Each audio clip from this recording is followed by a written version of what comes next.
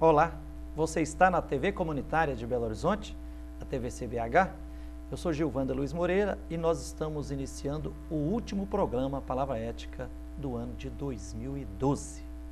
Ao longo desse ano, a professora Delze, a nossa grande amiga Maria Caiafa e eu entrevistamos aqui no Palavra Ética cerca de 120 pessoas.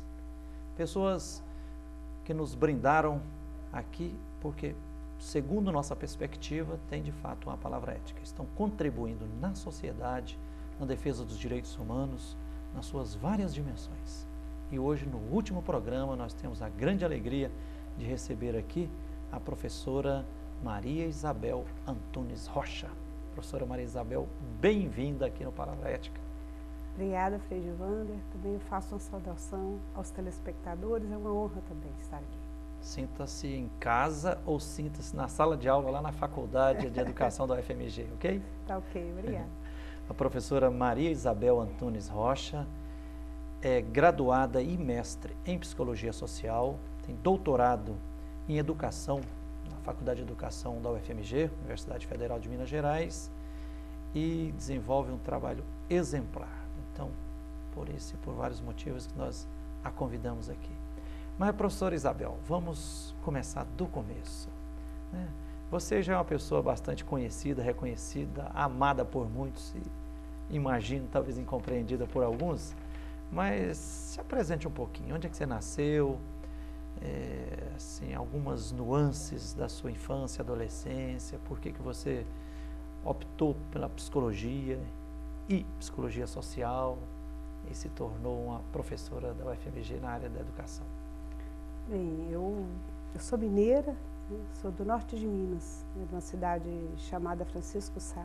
Então não é das Minas, é mais dos Gerais do que das Minas, né? É mais dos Gerais do que das Minas, mas então, como todo jovem, eu vim para Belo Horizonte muito cedo para estudar.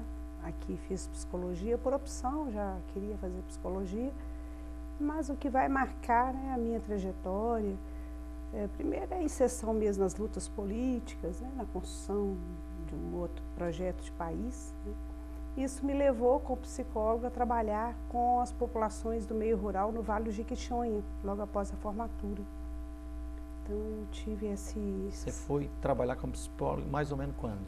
Em 87, 1987, 88, então eu fiz parte de uma equipe interdisciplinar que trabalhou em um projeto na época que chamava MG2, né? Programa de Desenvolvimento de Promoção dos Pequenos Produtores Rurais. E lá você mais ensinou ou aprendeu? Acho que eu ensinei e aprendi, né? Eu ensinei e aprendi.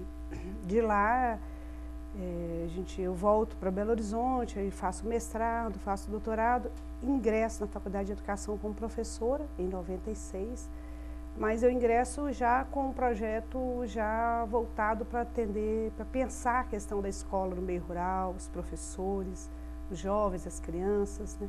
Nessa perspectiva da aprendizagem, do ensino. Os anos que eu passei no meio rural me ensinaram muito, né? E me fizeram ver a ausência da escola, né? Quando ela existia era uma precariedade. Então eu trago para a universidade este projeto. E começamos a estudar a questão dos professores, a situação dos professores, a formação, os alunos, e me envolvemos, né? Fui envolvendo cada vez mais em outros projetos. E hoje a gente tem na Faculdade de Educação um núcleo, né, chamado Educação do Campo, que é um núcleo ligado a um movimento nacional, chama Movimento pela Educação do Campo. E a gente vem fazendo diversos trabalhos, né? Um deles, nós temos o curso, né? Curso de Licenciatura em Educação do Campo, que forma professores. Eu tive, inclusive, a alegria e a responsabilidade de ser padrinho da primeira turma, né? Mas já estão, são várias turmas, né? São várias turmas, nós já formamos 2 turmas e estamos com 4 em andamento, né? Em Educação do Campo, licenciatura... Em Educação do Campo. As primeiras turmas foram cursos experimentais, né? A gente estava testando o modelo de formação. O modelo foi aprovado, a experiência foi aprovada e a universidade tornou regular. Então, o curso hoje é de oferta regular. Então, isso é uma grande conquista, né, de um grupo que se dedica, volta o olhar para este espaço, né, que nós temos no país, que é o espaço, lugar muito da exclusão. Que se insere dentro daquela perspectiva que nós temos que ir pouco a pouco rompendo as várias cercas, né? Não só a do latifúndio, mas inclusive a da educação. A da educação. Né? Mas isso é muito interessante, porque a primeira coisa que os povos do campo que lutam, né, pelo direito de ali permanecer ou de retornar, a primeira coisa que se percebe é que não tem escola. Então esses povos, eles hoje empreendem uma luta muito acirrada nesse sentido. Não tem escola no campo e se nós queremos permanecer lá, uma condição é ter escola, porque onde que os nossos filhos irão estudar? Eles terão que vir para a cidade. Então a luta hoje é muito forte, muito contundente, né, nesse sentido. E na faculdade a gente tem trabalhado um projeto que é um projeto muito interessante e que tenta contribuir, né, com essa luta, com essa especificidade. Isabel, no início eu lembro quando chegou assim, um grupo de jovens, né, do MST, da Comissão Pastoral da Terra, dos pequenos agricultores na UFMG, foi motivo de estranhamento para muita gente? Foi motivo de estranhamento, em parte, né, porque a Faculdade de Educação ela tem uma tradição, né, ela tem uma tradição e desde a sua origem sempre teve professores preocupados com essa questão da educação rural. Aí um vem, trabalha, faz um projeto interessante, aposenta. Então, ela, de alguma maneira, ela sempre esteve envolvida nessa discussão. Nunca com curso de graduação, sempre em projetos de extensão ou de pesquisa. Então, foi estranho, mas ao mesmo tempo foram muito bem-vindos, né? Porque era a materialização do sonho e da luta de muitas pessoas, né? A presença da turma lá. E você falou uma coisa importante, né? Porque para lá não foram pessoas, né, individualizadas, né? O curso ele é feito em parceria com os movimentos sociais. Então, para lá, as turmas são formadas pelos integrantes dos movimentos. E isso assusta um pouco, porque isso assustou, né? Mas hoje a universidade já consegue lidar bem com isso. Então, nós temos alunos do MST, da FETAENG, da AMEFA, da CPT, né? Então a gente tem alunos que a gente chama de grupos de organizações sociais coletivas, né? E lá na isso é muito diferente. É, né? Muito legal. Lá na Faculdade de Educação também, na FAI, UFMG, tem também o grupo dos indígenas. Da licenciatura indígena. Os dois surgiram juntos, né? Ao mesmo tempo, paralelos. Professora Isabel, você é uma das protagonistas da escola, dessa grande proposta aí que tem uma importância especial, que é a educação no campo, né? Assim, qual o balanço que você faz hoje? A história, a educação do campo é bem diferente daquela educação tradicional rural? Qual o nível de incidência, de apoio que está tendo hoje? Qual a importância mesmo? Eu acho que a primeira coisa é que a educação do campo ela não é diferente. Entendeu? A educação do campo, ele é um direito. Nós discutimos a educação do campo na dimensão do direito. É direito das populações camponesas terem acesso a uma escola, em todos os níveis, né? Então é direito de uma criança ter acesso à educação infantil, ao ensino fundamental, ao ensino médio, à educação superior, né? Então, discutindo nesse plano do direito, muda um pouco a configuração, porque historicamente, sempre que se falou em educação rural, se pensava um pouco na especificidade, na cultura, que tinha que ser uma escola diferenciada em termos de práticas culturais. Pode ser, né? Mas antes de tudo tem que existir a escola, né? E uma escola que dê conta de colocar aquelas pessoas antenadas ou atentas ao mundo que o cerca. Então, não pode ser uma escola que restringe o conhecimento, né? Tem que ser uma escola que traga todos os conhecimentos, todas as possibilidades, todas as tecnologias, não é? E ainda tem que ser uma escola que dialogue com as demandas e as necessidades daquele grupo, né? A priori, todas as escolas deveriam ser assim. A diferença, né, da educação do campo só basicamente é essa. Ela precisa estar lá no campo. Depois, né, o método, as técnicas, o currículo, isso é outra coisa para ser discutida, para ser construída com a população. problema no país é porque nós não temos escola no campo, né? E as poucas que ainda estão lá, elas estão sendo extintas, né? Os alunos, as crianças, os jovens colocados em ônibus e transportados para escolas da cidade. É o tal de nucleação, né? A nucleação. Esse você considera que é um modelo bastante criticável? É criticável, principalmente a forma como ele foi implantado no país. Ele foi implantado numa perspectiva de que não precisa mais de pessoas no meio rural, né? Não tem mais pessoas lá, e as poucas que estão lá podem ser transportadas.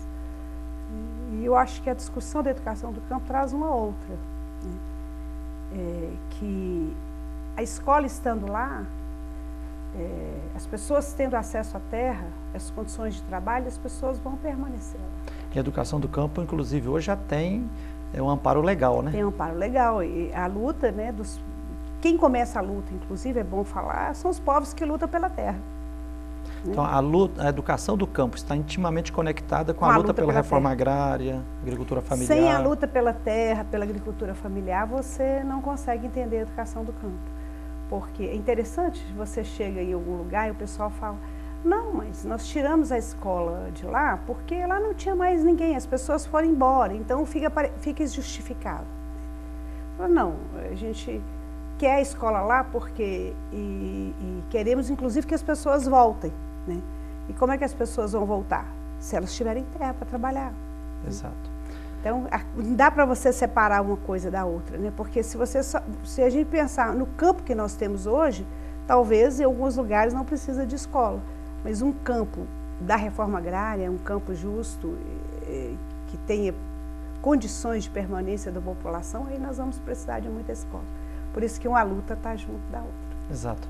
Professora Isabel, nós vamos fazer um pequeno intervalo, mas no segundo bloco eu vou puxar a conversa para você, como educadora, né, e conectada com essa educação do campo, psicologia social. Muita gente se incomoda com as injustiças no Brasil e diz assim, olha, a nossa salvação é pela educação. Como nós temos que mudar? Então, que você, no segundo bloco, nos ajude aqui nessa perspectiva. Nós estamos hoje aqui no Palavra Ética entrevistando a professora Maria Isabel Antunes Rocha, que é graduada e mestra em psicologia social e também é doutora em educação pela Faculdade de Educação da UFMG, uma das protagonistas, pesquisadora na área da educação do campo. Nós vamos a um pequeno intervalo e voltamos já já para continuar a entrevista aqui com a professora Isabel. Espere aí.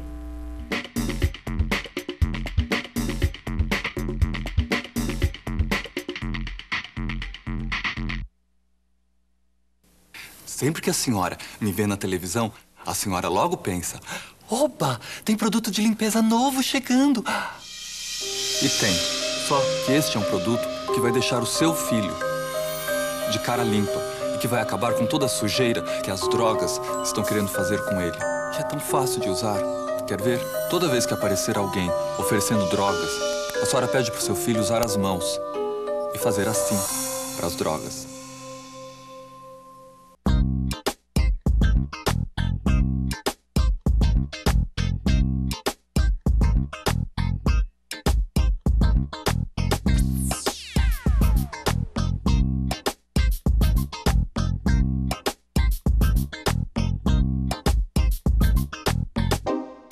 Socorro, não estou sentindo nada. Não vai dar mais pra chorar, nem pra rir. Socorro, alguém me dê um coração, que esse já não bate, nem apanha. Por favor, uma ajuda pequena, qualquer coisa que se faça, um aviso, um telefonema. Socorro, alguma rua que me dê sentido, em qualquer cruzamento, acostamento, encruzilhada. A exploração sexual de crianças e adolescentes é crime. Se você presenciar qualquer ato desse tipo, denuncie. A ligação é sigilosa e gratuita. Com a sua ajuda, podemos mudar o destino de muitas crianças.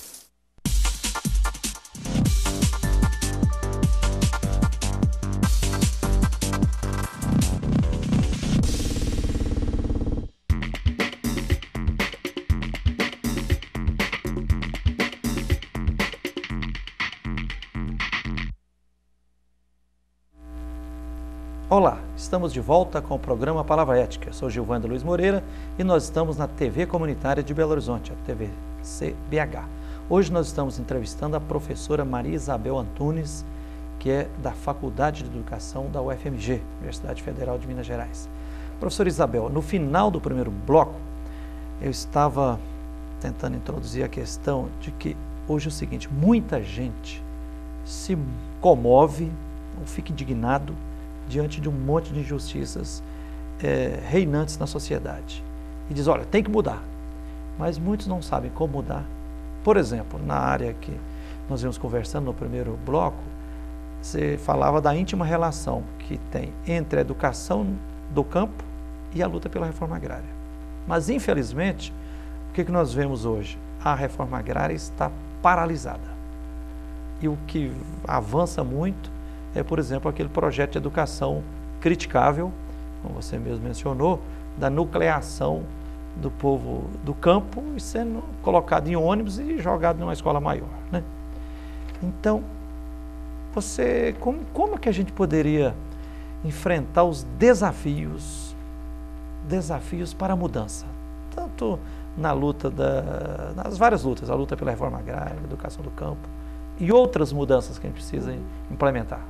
Então, Giovana, eu nesse trabalho, né, nesses quase 20 anos de trabalho, a gente vai observando coisas e escolhendo alguns temas, né, para você focalizar seu olhar de pesquisadora e tal. E um dos focos, né, que eu tenho concentrado o meu olhar é nessa questão da mudança. A dificuldade ou as facilidades que as pessoas encontram para vivenciar situações de mudança. Podemos partir do princípio assim, que mudar é bom, é necessário, mas é difícil? Ou às vezes não mudar é que é o bom. Não mudar é que é o bom. Né? Depende da situação que você está vivendo. Mas no caso específico, a gente pode usar isso para qualquer situação. Mas vamos pegar aqui especificamente vou pegar um caso de uma professora, por exemplo.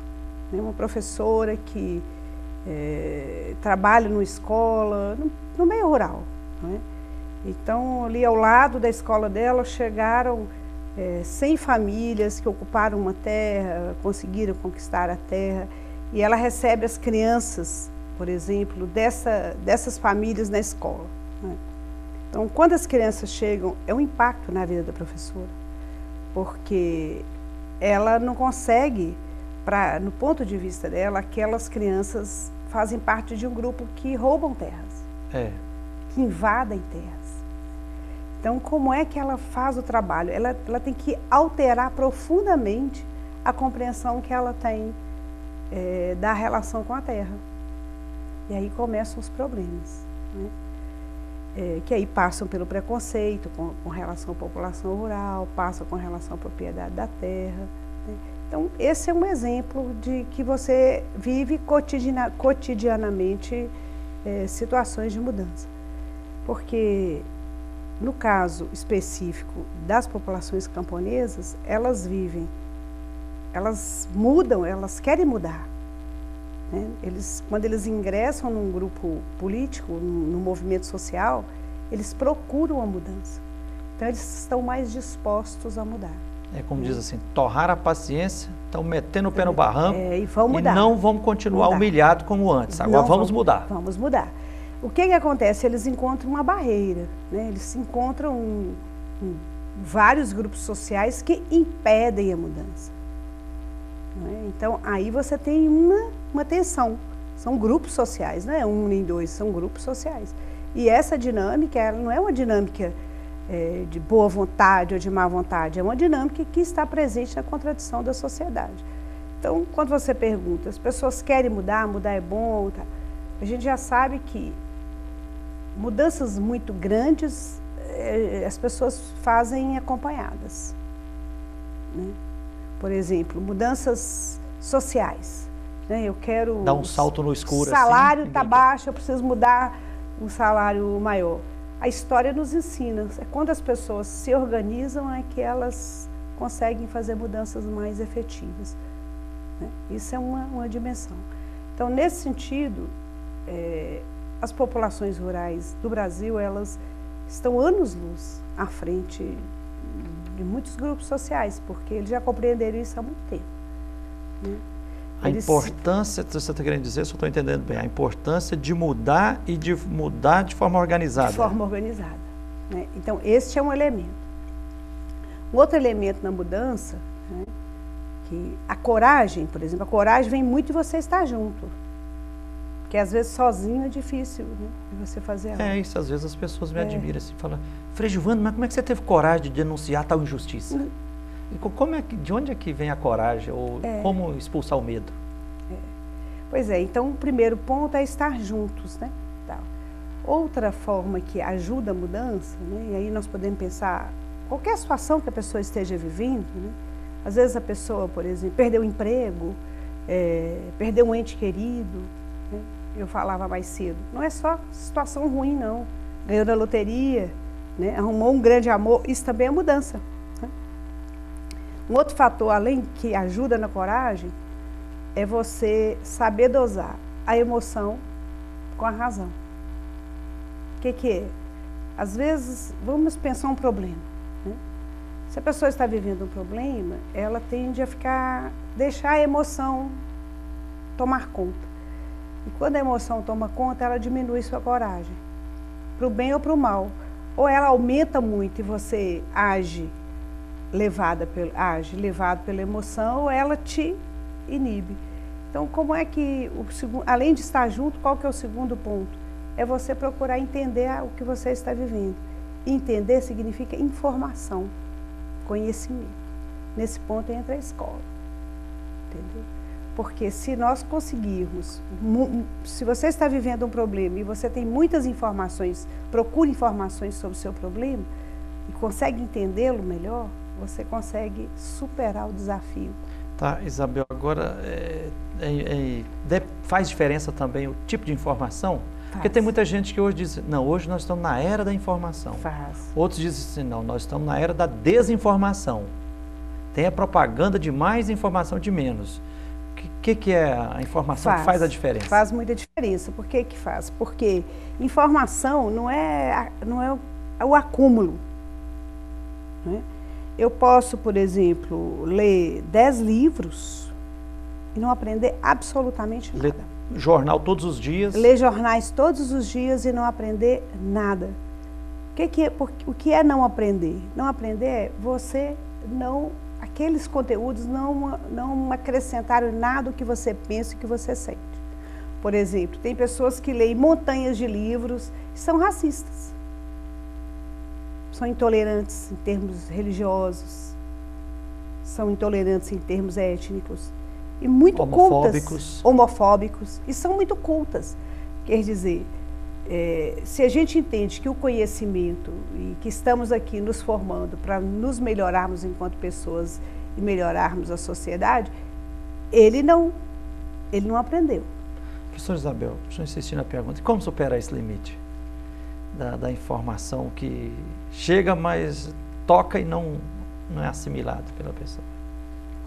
Frei Gilvando, tem uma expressão que é o seguinte: você não aprende se você não estiver envolvido com o seu objeto de aprendizagem. Eu digo que, na sua questão que você levantou sobre tanta coisa que precisa ser modificada e como é que a gente se prepara para isso, tem uma palavra que chama indignação. Do meu ponto de vista, se a pessoa não se indignar, ela não se propõe a mudar. Nada feito. Nada feito. É o ponto de partida. É o ponto de partida. E aí vale tanto para quem oprime, quanto para quem é oprimido. A pessoa está numa situação de extrema opressão, de exclusão, mas se ela não se indigna com aquilo que ela está vivenciando, não tem nada que possa ajudá-la. Mas também eu posso dizer que não basta a indignação? Não. O que nós temos que fazer com a indignação? O passo seguinte da indignação Porque, por exemplo, é você se agrupar, né? Porque é você procurar pessoas e grupos, não é? É você se informar. Participar, tomar parte. Tomar parte. Porque você me fez lembrar, por exemplo, assim, se eu for sair nas ruas perguntando Indignado. o que você acha dos políticos, todo mundo está indignadíssimo. com os políticos. E, no entanto, a política profissional vai se perpetuando. Pois é, mas essa indignação que as pessoas têm, filha Giovana, hoje é uma indignação muito forjada pelos meios de comunicação. Isso é um assunto bem complicado, né? Mas não estou dizendo que os fatos não tem muito de realidade, mas é uma indignação que te colocam essa indignação. Você liga a televisão, assiste os jornais falam político rouba. Então, você recebe aquela informação pronta.